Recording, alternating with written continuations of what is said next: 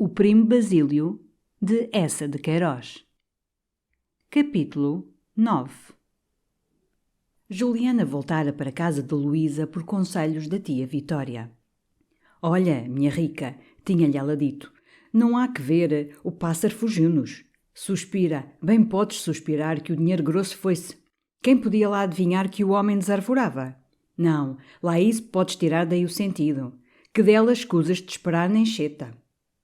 Também me regalo de mandar as cartas ao marido, tia Vitória». A velha encolheu os ombros. «Não lucras nada com isso. Ou que eles se desquitem, ou que ele lhe parta os ossos, ou que a mande para um convento, tu não ganhas nada. E se acomodarem, mais ficas a chuchar no dedo, porque nem tens a consolação de fazeres a cisânia. E isto é se as coisas correrem pelo melhor, porque podes muito bem ficar, mas em lençóis de vinagre com alguma carga de pau que eles te mandem dar». E vendo um gesto espantado de Juliana, já não era o primeiro caso, minha rica, já não era o primeiro. Olha que em Lisboa passa-se muita coisa e nem tudo vem nos jornais. Positivamente o que ela tinha a fazer era voltar para a casa. Porque enfim o que restava de tudo aquilo? O medo de Dona Luísa. Esse é que lá estava sempre a dar-lhe por dentro a cólica, desse é que era necessário tirar partido. Tu voltas para lá, dizia, à espera que ela cumpra o que prometeu. Se te dá o dinheiro, bem. Se não, tem-la em todo o caso na mão, estás de dentro da praça, sabes o que se passa, podes apanhar muita coisa. Mas Juliana hesitava. Era difícil viverem debaixo das mesmas telhas sem haver uma questão por dar cá aquela palha. Não te diz uma palavra, tu verás. Mas tenho medo... De quê? Exclamou a tia Vitória. Ela não era mulher para envenenar, não é verdade? Então, quem a nada se arriscava, nada ganhava.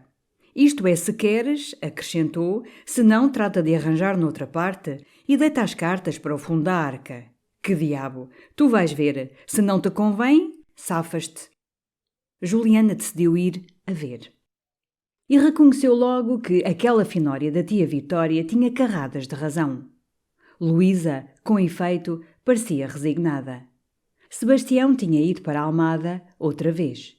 Mas como estava decidida, apenas ele voltasse, a ir à casa dele uma manhã, a tirar-se-lhe aos pés, contar-lhe tudo, tudo, suportava Juliana, refletindo, é apenas por dias. Por isso não lhe disse uma palavra. Para quê? O que tinha a fazer era pagar-lhe e pô-la fora, não é verdade? Enquanto o não pudesse fazer, era aguentar e calar. Até que Sebastião voltasse. No entanto, evitava vê-la. Nunca a chamava. Não saía da alcova de manhã, sem a ter sentido fora no quarto a encher o banho, sacudir os vestidos. Ia para a sala de jantar com um livro e nos intervalos não levantava os olhos das páginas.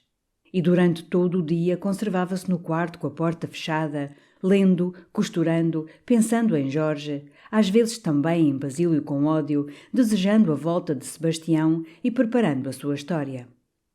Juliana, uma manhã, encontrou Luísa no corredor trazendo para o quarto o regador cheio de água. «Oh, minha senhora, por que não chamou?» exclamou quase escandalizada. «Não tem dúvida», disse Luísa. Mas Juliana seguiu-a ao quarto e, cerrando a porta...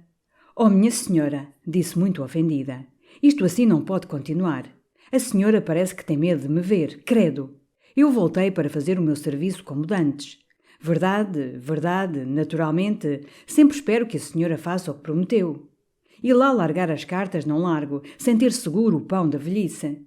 Mas o que se passou foi um repente de gênio e já pedi perdão à senhora. Quero fazer o meu serviço. Agora, se a senhora não quer, então saio. E, acrescentou com uma voz seca, talvez seja pior para todos. Luísa, muito perturbada, balbuciou, mas... Não, minha senhora, cortou Juliana severamente, aqui a criada sou eu. E saiu empertigada. Tanta audácia aterrou Luísa. Aquela ladra era capaz de tudo. Então, para não irritar, começou, daí por diante, a chamá-la, a dizer traga isto, traga aquilo, sem a olhar. Mas Juliana fazia-se tão serviçal, era tão calada, que Luísa pouco a pouco, dia a dia, com o seu caráter móvel, inconsistente, cheio de deixar-se ir, principiou a perder o sentimento pungente daquela dificuldade. E no fim de 3 semanas, as coisas tinham entrado nos seus eixos, dizia Juliana. Luísa já gritava por ela do quarto, já a mandava a recados fora. Juliana chegava a ter às vezes migalhas de conversação. Está um calor de morrer. A lavadeira tarda. Um dia arriscou esta frase mais íntima. Encontrei a criada da senhora Dona Leopoldina. Luísa perguntou: ainda está para o Porto? Ainda se demora um mês, minha senhora. De resto, havia na casa um aspecto muito tranquilo e Luísa, depois de tantas agitações, abandonava-se com gozo à satisfação daquele descanso. Ia às vezes ver Dona Felicidade à Encarnação, que já se levantava. E esperava sempre Sebastião, mas sem impaciência, quase contente por ver adiado o momento terrível de lhe dizer: escrevia um homem, Sebastião. Assim iam passando os dias. Estava-se no fim de setembro. Uma tarde Luísa ficara mais tempo à janela da sala de jantar. Deixara cair o livro no regaço e olhava, sorrindo, um bando de pombas que de algum quintal vizinho viera pousar sobre o tabique do terreno vago. Pensava vagamente em Basílio, no paraíso. Sentiu passos. Era Juliana. Que é? A mulher cerrara a porta e, vindo junto dela, baixo: então a senhora ainda não decidiu nada? Luísa sentiu como uma pancada no estômago. Ainda não pude arranjar nada. Juliana esteve um momento a olhar para o chão. Bem, murmurou, por fim. E Luísa ouviu-a, no corredor, dizer alto: isto quando o senhor voltar é que são os ajustes de contas. Quando Jorge voltasse. Imediatamente no seu espírito, que se tinha pouco a pouco serenado, todos os sustos, as angústias estremeceram de novo àquela ameaça, assim uma rajada súbita põe em convulsão um arvoredo. Devia, pois, fazer alguma coisa antes que ele chegasse. Justamente Jorge escrevera-lhe que não se demoraria, que a avisaria pelo telégrafo. Desejava agora que do Ministério mandassem fazer uma viagem mais longe, pela Espanha ou pela África, que alguma catástrofe, sem lhe fazer mal, o retardasse meses. Que faria ele se soubesse? Matá-la-ia? Lembravam-lhe as suas palavras muito sérias naquela noite quando Ernestinho contara o final do seu drama. Metê-la-ia numa carruagem, levá-la-ia a um convento? E via a grossa portaria fechar-se com um ruído funerário de ferrolhos, olhos lúgubres estudá-la curiosamente. O seu terror irracionado fizera-lhe mesmo perder a ideia nítida de seu marido. Imaginava um outro Jorge sanguinário e vingativo, esquecendo o seu caráter bom, tão pouco melodramático.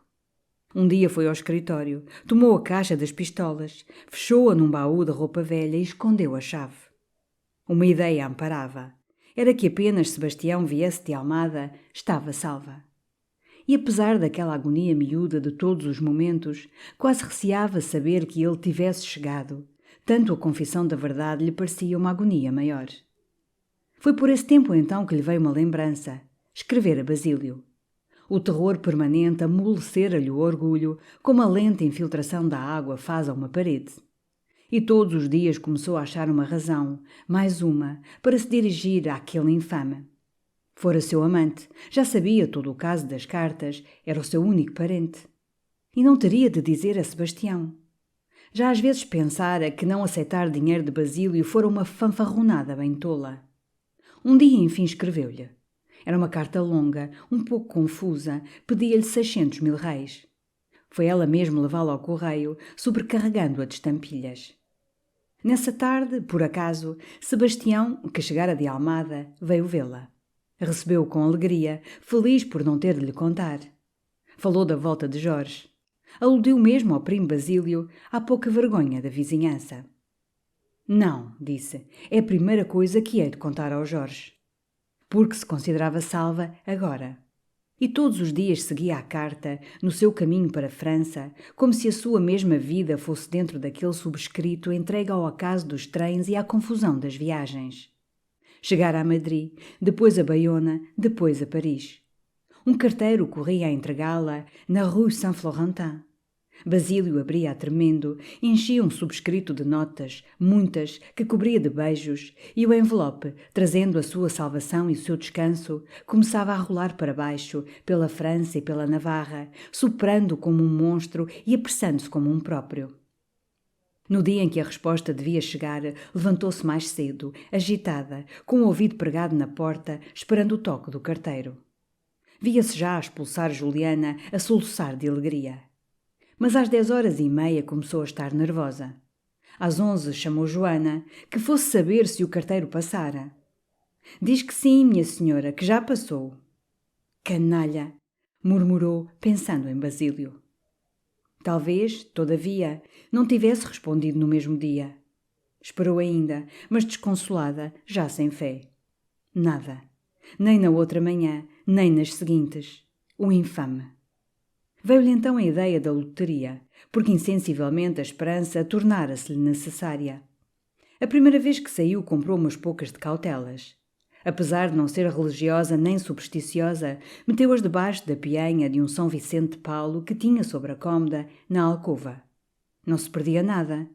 Examinava-as todos os dias, somava os algarismos a ver se davam 9, 9 fora, nada ou um número par, que é de bom agouro. E àquele contacto diário com a imagem do santo, levando-a a pensar de certo na proteção inesperada do céu, fez uma promessa de 50 missas se as cautelas fossem premiadas. Saíram brancas e então desesperou de tudo. Abandonou-se a uma inação em que sentia quase uma voluptuosidade, passando dias sem se importar, quase sem se vestir, desejando morrer, devorando nos jornais todos os casos de suicídios, de falências, de desgraças, consolando-se com a ideia de que nem só ela sofria e que a vida em redor, na cidade, fervilhava de aflições. Às vezes, de repente, vinha-lhe uma pontada de medo. Decidia-se então de novo a abrir-se com Sebastião. Depois pensava que seria melhor escrever-lhe.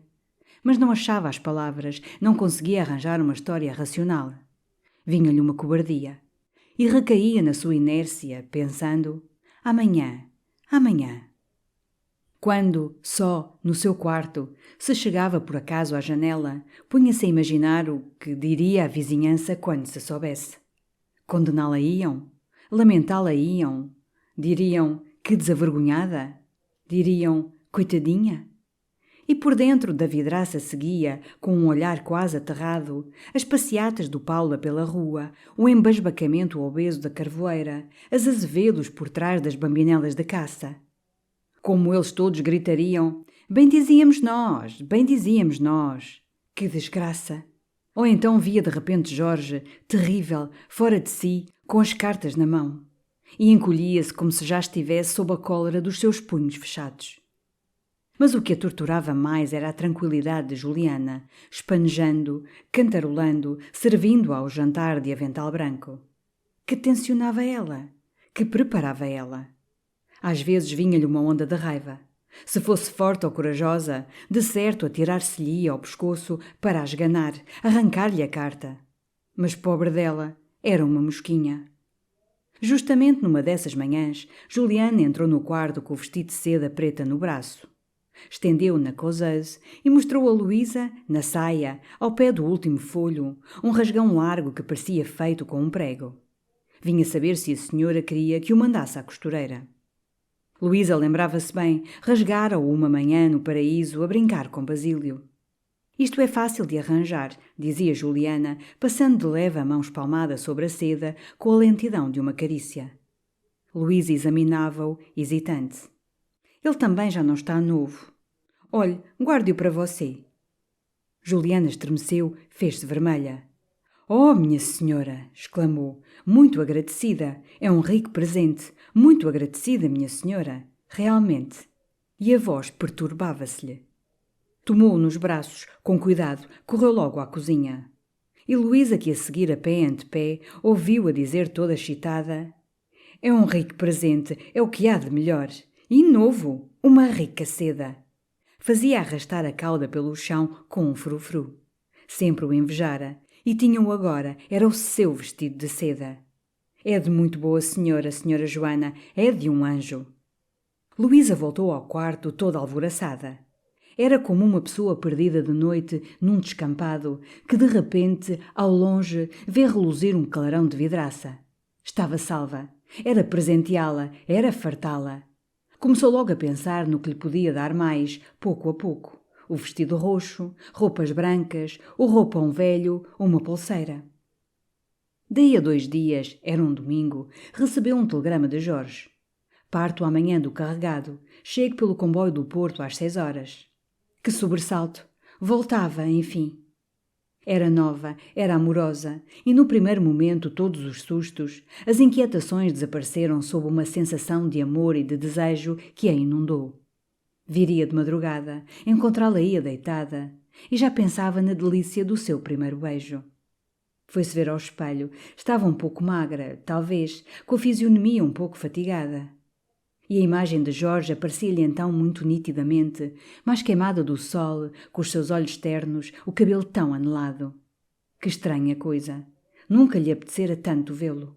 Foi logo ocupar-se dele. O escritório estaria bem arranjado. Quereria um banho morno, seria necessário aquecer a água na tina grande. E ia e vinha, cantarolando, com um brilho exaltado nos olhos. Mas a voz de Juliana, de repente no corredor, fê-la estremecer. Que faria ela, a mulher?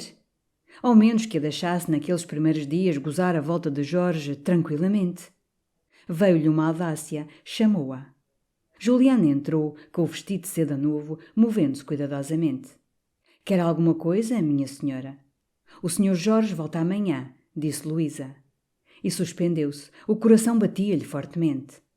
Ah, fez Juliana. Bem, minha senhora. E ia sair. Juliana, fez Luísa com a voz alterada. A outra voltou-se surpreendida. E Luísa batendo com as mãos, num movimento suplicante. Mas você, ao menos nestes primeiros dias, eu hei de arranjar, esteja certa. Juliana acudiu logo. Oh, minha senhora, eu não quero dar desgostos a ninguém. O que eu quero é um bocadinho de pão para a velhice. Da minha boca não há de vir mal a ninguém. O que peço à senhora é que, se for da sua vontade e me quiser ir ajudando. Lá isso, o que você quiser. Pois pode estar certa que esta boca... E fechou os lábios com os dedos. Que alegria para Luísa! Tinha uns dias, umas semanas, enfim, sem tormentos, com o seu Jorge. Abandonou-se então toda a deliciosa impaciência de o ver. Era singular, mas parecia-lhe que o amava mais. E depois pensaria, veria, daria outros presentes a Juliana, poderia pouco a pouco preparar Sebastião. Quase se sentia feliz. De tarde Juliana veio dizer-lhe, muito risonha: a senhora Joana saiu, que era hoje o seu dia, mas eu tinha tanta precisão de sair também. Se a senhora não lhe gostasse ficar só... Não, fico, que tem? Vá, vá. E daí a pouco sentiu a bater os tacões no corredor, fechar com ruído a cancela. Então de repente uma ideia deslumbrou-a, como a fulguração de um relâmpago. Ir ao quarto dela, rebuscar-lhe a arca, roubar-lhe as cartas. Viu-a da janela dobrar a esquina. Subiu logo ao sótão, devagar, escutando, com o coração aos saltos. A porta do quarto de Juliana estava aberta. Vinha de lá um cheiro a mofo, de ratos e de roupa enxovalhada que a enjoou. Pelo postigo entrava uma luz triste, de tarde escura. E por baixo, encostada à parede, ficava a arca. Mas estava fechada. De certo. Desceu correndo, veio buscar o seu molho de chaves. Sentia uma vergonha, mas se achasse as cartas... Aquela esperança dava-lhe todos os atrevimentos, como um vinho alcoólico. Começou a experimentar as chaves. A mão tremia-lhe. De repente a lingueta, com um estalinho seco, cedeu. Ergueu a tampa. Estavam ali, talvez. E então, com cautela, muito femininamente, pôs-se a tirar as coisas uma por uma, pondo-as em cima do colchão. O vestido de merino, um leque com figuras douradas, embrulhado em papel de seda, velhas fitas roxas e azuis passadas a ferro, uma pregadeira de cetim cor-de-rosa com um coração bordado a matiz, 2 frasquinhos de cheiro intactos, tendo colados ao vidro raminhos de rosas de papel recortado, 3 pares de botinas embrulhadas em jornais, a roupa branca, de onde se exalava um cheiro de madeira e de folhas de maçã camoesa. Entre 2 camisas estava um molho de cartas atadas com um nastro. Nenhuma era dela, nem de Basílio. Eram de uma letra de aldeia ininteligível e amarelada. Que raiva! E ficou a olhar para a arca vazia, de pé, com os braços tristemente caídos. Uma sombra de repente passou diante do postigo. Estremeceu, aterrada. Era um gato que, com passos leves, vadeava pelo telhado. Tornou a repor tudo com as mesmas dobras, fechou a arca e ia a sair, mas lembrou-se de procurar na gaveta da mesa e debaixo do travesseiro. Nada. Impacientou-se então. Não se queria ir sem ter gasto toda a esperança. Desmanchou a roupa da cama, remexeu a palha amolentada do enxergão, sacudiu as velhas botinas, esgravatou os cantos. Nada. Nada. Subitamente a campainha tocou. Desceu a correr. Que surpresa! Era Dona Felicidade. És tu! Como estás tu? Entra! Estava melhor, veio logo contando pelo corredor. Saíra na véspera da encarnação. O pé às vezes ainda lhe fazia mal, mas graças a Deus estava escapa. E que lhe agradecesse era a sua primeira visita. Entraram no quarto. Escurecia, Luísa acendeu as velas. E como me achas tu, hã? Perguntou Dona Felicidade, pondo-se diante dela. Um bocadito mais pálida. Ai, tinha sofrido muito. Ergueu a saia, mostrou o pé calçado num sapato largo, obrigou Luísa a apalpá-lo. Que uma consolação lhe restava é que toda a Lisboa a fora ver. Graças a Deus. Toda a Lisboa, o que há de melhor em Lisboa. E tu esta semana, acrescentou, nem apareceste. Pois olha que te cortaram na pele. Não pude, filha. O Jorge chega amanhã, sabias? Ah, sua brejeira! Viva! Está esse coraçãozinho aos pulos. E disse-lhe um segredinho. Riram muito. Pois eu, continuou Dona Felicidade sentando-se, arranjei-te hoje a partida. Encontrei esta manhã o conselheiro, que me disse que vinha. Encontrei-o nos Mártires. Olha que foi sorte, logo no primeiro dia que saí. E um bocado adiante dou com o Julião. Diz que também vinha. E com a voz desfalecida, sabes, tomava uma colherzinha de doce. Foi Luísa que abriu a porta ao conselheiro e a Julião, que se tinham encontrado na escada, dizendo-lhes a rir: hoje sou eu o guarda-portão. Dona Felicidade, na sala, para disfarçar a perturbação que lhe deu o espetáculo amado da pessoa de Acácio, começou, falando muito, a censurá-la por deixar assim sair no mesmo dia as duas criadas. E se te achares incomodada, filha, se te der alguma coisa? Luísa riu. Não era afeta a fanicos. Todavia acharam-na abatida. E o conselheiro, com interesse, tem continuado a sofrer dos dentes, Dona Luísa? Dos dentes? Era a primeira vez que tal ouvia, exclamou Dona Felicidade. Julião declarou que raras vezes vira uma dentição tão perfeita. O conselheiro apressou-se a citar, em lábios de coral, pérolas finas, e acrescentou: é verdade, mas a última vez que tive a honra de estar com Dona Luísa, viu-se tão repentinamente aflita com um dente que teve de ir a correr chumbá-lo ao vitre. Luísa fez-se muito vermelha. Felizmente a campainha tocou. Devia ser Joana e ia abrir. É verdade, continuou o conselheiro. Tínhamos feito um delicioso passeio, quando de repente Dona Luísa empalidece e parece que a dor era tão urgente que se precipitou para a escada do dentista como louca. A propósito de dores, Dona Felicidade, que estava ansiosa por interessar, comover o conselheiro, começou a história do seu pé.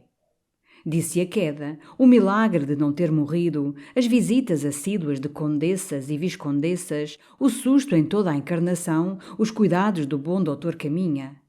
Ai, sofri muito, suspirou, com os olhos no conselheiro, para provocar uma palavra simpática. Acácio, então, disse com autoridade: é sempre um erro, ao descer uma escada íngreme, não procurar o apoio do corrimão. Mas podia ter morrido, exclamou ela. E voltando-se para Julião: pois não é verdade? Neste mundo morre-se por qualquer coisa, disse ele enterrado numa poltrona, fumando voluptuosamente. Ele mesmo estivera naquela tarde para ser atropelado por um trem. Destinaram o domingo para se dar um feriado e fizeram um grande passeio pela circunvalação. Há mais de um mês vivo no meu cubículo como um frade beneditino na livraria do seu convento. Acrescentou, rindo, quebrando complacentemente a cinza do cigarro sobre o tapete. O conselheiro quis saber então o assunto da tese. de certo muito momentoso. E apenas Julião lhe disse sobre fisiologia, senhor conselheiro. Acácio observou logo, com uma voz profunda: Ah, fisiologia! Deve ser então de grande magnitude. E presta-se mais ao estilo ameno. Queixou-se, também, de vergar ao peso dos seus trabalhos literários. Esperemos, todavia, Sr. Zuzarte, que não sejam infrutíferas as nossas vigílias. As suas, Sr. Conselheiro, as suas. E com interesse, quando nos dá o seu novo trabalho, há sofreguidão em o ver. Há alguma sofreguidão, concordou o conselheiro com seriedade. Há dias me dizia o Sr. Ministro da Justiça, esse robustíssimo talento, há dias me dizia, me fazia a honra de me dizer: dê-nos depressa o seu livro, Acácio, estamos precisados de luz, de muita luz. Foi assim que ele disse. Eu inclinei-me, naturalmente, e respondi: Senhor Ministro, não serei eu que a nega ao meu país quando a necessitar. Muito bem, conselheiro. E acrescentou, dir-lhes-ei aqui em família, que o nosso ministro do reino me deixou entrever, num futuro não remoto, a comenda de Santiago. Já lhe deviam ter dado, conselheiro, exclamou Julião, divertindo-se. Mas neste desgraçado país já a devia ter ao peito, conselheiro. Há que tempos! Exclamou com força Dona Felicidade. Obrigado, balbuciou o conselheiro, rubro. E na expansão do seu júbilo ofereceu com uma familiaridade agradecida a sua caixa de rapé a Julião. Tomarei para espirrar, disse ele. Sentia-se naquela tarde numa disposição benévola. O trabalho e as altas esperanças que ele lhe dava tinham de certo dissipado o seu azedume. Parecia até ter esquecido a sua humilhação quando encontrara ali, naquela sala, o primo Basílio, porque apenas Luísa entrou, perguntou-lhe por ele. Partiu para Paris, não sabiam? Há que tempos! Dona Felicidade e o conselheiro fizeram logo o elogio de Basílio. Tinha ido deixar bilhetes de visita a ambos, o que encantara Dona Felicidade e ensoberbecera o conselheiro. Era um verdadeiro fidalgo, exclamava ela. E Acácio afirmou com autoridade, e uma voz de barítono digna de São Carlos. E muito elegante, disse Dona Felicidade. Um gentleman, resumiu o conselheiro. Julião, calado, bamboleava a perna. Agora, àqueles elogios, o seu despeito renascia. Lembrava a secura cortante de Luísa, naquela manhã, as poses do outro. Não resistiu a dizer, um pouco sobrecarregado nas joias e nos bordados das meias. De resto é moda no Brasil, creio. Luísa corou, teve-lhe ódio. E, vagamente, veio-lhe uma saudade de Basílio. Dona Felicidade, então, perguntou por Sebastião. Não o via havia um século. E lamentava, porque era uma pessoa que lhe dava saúde só vê-la. É uma grande alma, disse com ênfase o conselheiro. Todavia censurava um pouco por não se ocupar, não se tornar útil ao seu país. Porque, enfim, declarou, o piano é uma bonita habilidade, mas não dá uma posição na sociedade.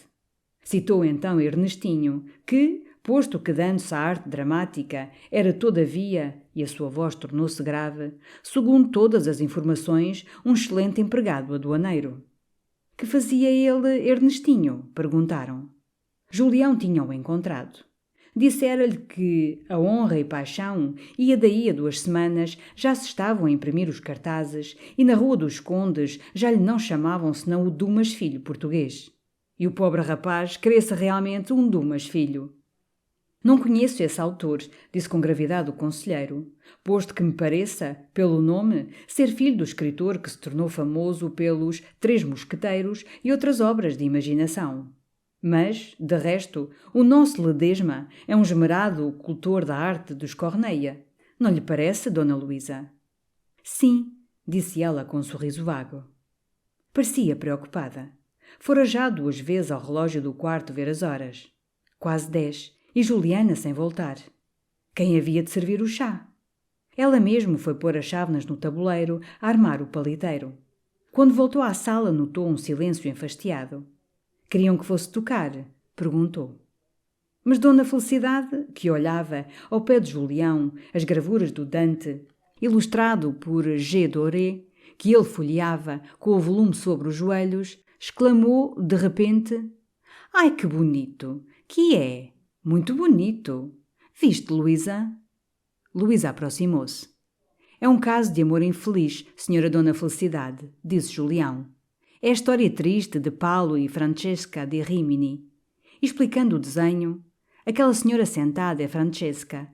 Este moço de guedelha, ajoelhado aos pés dela e que a abraça, é seu cunhado e, lamento ter de o dizer, seu amante. E aquele Barbaças, que lá ao fundo levanta o reposteiro e saca da espada, é o marido que vem e zás. E fez o gesto de enterrar o ferro. Safa, fez Dona Felicidade, arrepiada. E aquele livro caído, o que é? Estavam a ler? Julião disse discretamente. Sim, tinham começado por ler, mas depois... Quel giorno più non vi leggiemi avante. O que quer dizer, e nós não lemos mais em todo o dia. Puseram-se a derriçar, disse Dona Felicidade com um sorriso. Pior, minha rica senhora, pior. Porque, segundo a mesma confissão de Francesca, este moço, o da guedelha, o cunhado, la boca me baciò tutto tremante, o que significa, a boca me beijou tremendo todo. Ah, fez Dona Felicidade, com um olhar rápido para o conselheiro. É uma novela? É o Dante, Dona Felicidade, acudiu com severidade o conselheiro, um poema épico classificado entre os melhores. Inferior, porém, ao nosso Camões, mas rival do famoso Milton. Que nessas histórias estrangeiras os maridos matam sempre as mulheres, exclamou ela. E voltando-se para o conselheiro, pois não é verdade? Sim, Dona Felicidade, repetem-se lá fora com frequência essas tragédias domésticas. O desenfreamento das paixões é maior. Mas entre nós, digamo-lo com orgulho, o lar é muito respeitado. Assim eu, por exemplo, em todas as minhas relações em Lisboa, que são numerosas, graças a Deus, não conheço senão esposas modelos. E com um sorriso cortesão, de que é de certo a flor a dona da casa. Dona Felicidade revirou os olhos para Luísa, que estava encostada à cadeira dela, e batendo-lhe no braço, isto é uma joia, disse com amor. E de resto, acudiu o conselheiro, o nosso Jorge merece-o. Porque, como diz o poeta, seu coração é nobre e a fronte altiva, revela-lhe da alma a pura essência. Aquela conversação impacientava Luísa. Ia sentar-se ao piano, quando Dona Felicidade exclamou: Diz cá, então não se toma hoje chá nesta casa? Luísa foi outra vez à cozinha. Disse a Joana que viesse ela mesmo com o chá. E daí a pouco, Joana, de avental branco, vermelha, muito atarantada, entrou com o tabuleiro. E a Juliana? Perguntou logo Dona Felicidade. Saiu, coitada, explicou Luísa, tem andado doente. E anda-te então por fora até estas horas? Boa, até desacreditou uma casa. O conselheiro também achava imprudente. Porque, enfim, as tentações são grandes numa capital, minha senhora. Julião exclamou, rindo: Não, se aquela é tentada, descreio para sempre e totalmente dos meus contemporâneos. Ó senhor Zusarte, acudiu o conselheiro quase severamente. Referia-me a outras tentações. Entrar, por exemplo, numa loja de bebidas, apetecer-lhe ir ao circo e desleixar os seus deveres. Mas Dona Felicidade não podia sofrer a Juliana. Achava-lhe cara de Judas, tinha ar de ser capaz de tudo. Luísa defendeu-a. Era muito serviçal, muito boa engomadeira, muito honesta. E anda-te pela rua até às 11 da noite. Credo, fosse comigo. E creio, observou o conselheiro, que tem uma doença mortal. Não é verdade, Sr. Zusarte? Mortal.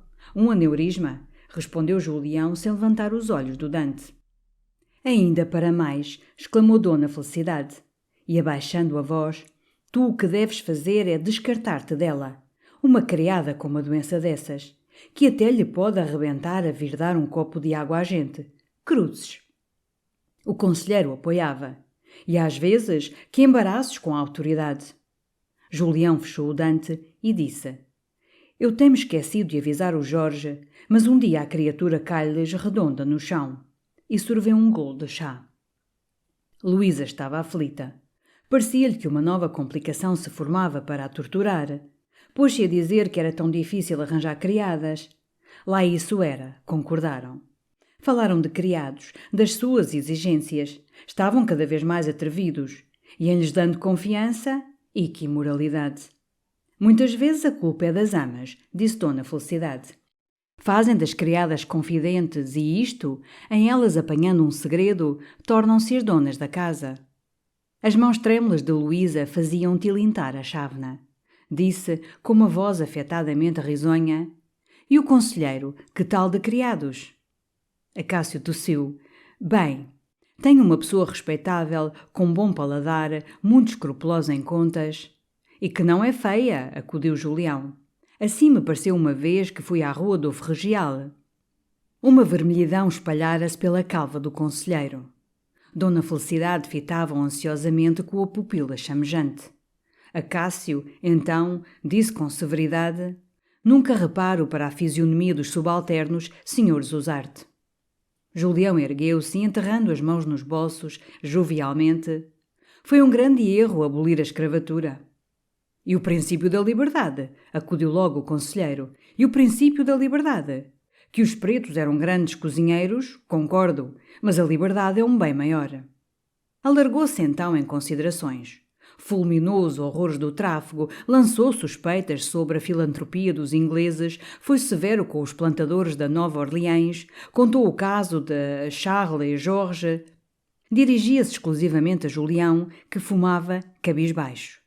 Dona Felicidade fora-se sentar ao pé de Luísa e, muito inquieta, falando-lhe ao ouvido: "Tu conheces a criada do conselheiro?" "Não." "Será bonita." Luísa encolheu os ombros. "Não sei o que me diz o coração, Luísa, estou a abafar." E enquanto Acácio, de pé, perorava para Julião, Dona Felicidade ia murmurando a Luísa as queixas da sua paixão. Que alívio para Luísa quando eles saíram! O que ela sofrera, lá por dentro, toda aquela noite! Que maçadores, que idiotas! E a outra sem vir! Oh, que vida a sua! Foi à cozinha dizer a Joana: "Espere pela Juliana, tenha paciência, que ela não pode tardar." Aquilo a mulher achou-se pior. Mas já passava da meia-noite, já Luísa estava deitada, quando a campainha tocou de leve. Depois mais forte. Enfim, com impaciência. A rapariga adormeceu, pensou Luísa. Saltou da cama, subiu descalça à cozinha. Joana, estirada para cima da mesa, ressonava ao pé do candeeiro de petróleo que fumegava fetidamente. Sacudiu-a, fê-la pôr de pé, estremunhada. Voltou, correndo, deitar-se. E sentiu daí a pouco no corredor a voz de Juliana dizer com satisfação: "Já está tudo acomodado, hã? Pois estive no teatro. Muito bonito. Do melhor, senhora Joana, do melhor." Luísa adormeceu tarde e durante toda a noite um sonho inquieto agitou-a. Estavam num teatro imenso, dourado como uma igreja. Era uma gala. Joias faiscavam sobre seios mimosos, condecorações reluziam sobre fardas palacianas. Na tribuna, um rei triste e moço, imóvel numa atitude rígida e hierática, sustentava na mão a esfera armilar, e o seu manto de veludo escuro, constelado de pedrarias como um firmamento, espalhava-se em redor em pregas de escultura, fazendo tropeçar a multidão dos cortesãos vestidos como valetes de paus. Ela estava no palco. Era atriz. Debutava no drama de Ernestinho. E toda nervosa via diante de si, na vasta plateia sussurrante, fileiras de olhos negros e acesos, cravados nela com furor. No meio a calva do conselheiro, de uma redondeza nevada e nobre, sobressaía, rodeada como uma flor de voo amoroso de abelhas. No palco oscilava a vasta decoração de uma floresta. Ela notava, sobretudo, à esquerda, um carvalho secular de uma arrogância heroica, cujo tronco tinha a vaga configuração de uma fisionomia e se parecia com Sebastião. Mas o contra-regra bateu as palmas. Era esguio, parecia-se com Dom Quixote, trazia óculos redondos com aros de lata, brandia o Jornal do Comércio, torcido em saca-rolhas, e gania: "Salta a cenazinha de amor. Salta-me essa maravilha." Então a orquestra, onde os olhos dos músicos reluziam como granadas e as suas cabeleiras se iriçavam como montões de estopa, tocou com uma lentidão melancólica o fado de Leopoldina. E uma voz áspera e canalha cantava em falsete: "Vejo-o nas nuvens da tarde, nas ondas do mar sem fim, e por mais longe que esteja, sinto-o sempre ao pé de mim." Luísa achava-se nos braços de Basílio que a enlaçavam, a queimavam. Toda desfalecida, sentia-se perder, fundir-se num elemento quente como o sol e doce como o mel. Gozava prodigiosamente. Mas, por entre os seus soluços, sentia-se envergonhada, porque Basílio repetia no palco, sem pudor, os delírios libertinos do paraíso. Como consentia ela? O teatro, numa aclamação imensa, bradava: Bravo! Bis! Bis! Lenços aos milhares esvoaçavam como borboletas brancas num campo de trevo. Os braços nus das mulheres lançavam com um gesto ondeado ramos de violetas dobradas. O rei erguera-se espectralmente e, triste, arremessou como um buquê a sua esfera armilar. E o conselheiro logo, num frenesi, para seguir o exemplo de sua majestade, desaparafusando rapidamente a calva, atirou-lhe, com um berro de dor e de glória. O contra-regra ganha: agradeçam, agradeçam. Ela curvava-se, os seus cabelos de Madalena rojavam pelo tablado. E Basílio, a seu lado, seguia com olhos vivos os charutos que lhe atiravam, apanhando-os com a graça de um toureiro e a destreza de um clown. Subitamente, porém, todo o teatro teve um "ah" de espanto. Fez-se um silêncio ansioso e trágico. E todos os olhos, milhares de olhos atônitos, se fitavam no pano de fundo, onde um caramanchão arqueava a sua estrutura toda estrelada de rosinhas brancas. Ela voltou-se também como magnetizada e viu Jorge que se adiantava, vestido do luto, de luvas pretas, com um punhal na mão. E a lâmina reluzia, menos que os olhos dele. Aproximou-se da rampa e, curvando-se, disse com uma voz graciosa: Real Majestade, Senhor Infante, Senhor Governador Civil, minhas senhoras, meus senhores, agora é comigo. Reparem neste trabalhinho. Caminhou então para ela com passos marmóreos que faziam oscilar o tablado. Agarrou-lhe os cabelos como um molho de erva que se quer arrancar. Curvou-lhe a cabeça para trás, ergueu de um modo clássico o punhal. Fez a pontaria ao seio esquerdo e, balançando o corpo, piscando o olho, cravou-lhe o ferro. Muito bonito, disse uma voz. Rico trabalho. Era Basílio que fizera entrar nobremente na plateia o seu faetonte. Direito na almofada, com o chapéu ao lado, uma rosa na sobrecasaca, continha com a mão negligente a inquietação soberba dos seus cavalos ingleses. E ao seu lado, sentado como um trintanário, coberto das suas vestes sacerdotais, vinha o patriarca de Jerusalém. Mas Jorge arrancara o punhal todo escarlate. As gotas de sangue corriam até à ponta, coalhavam. Caíam depois com um som cristalino, punham-se a rolar pelo tablado como continhas de vidro vermelho.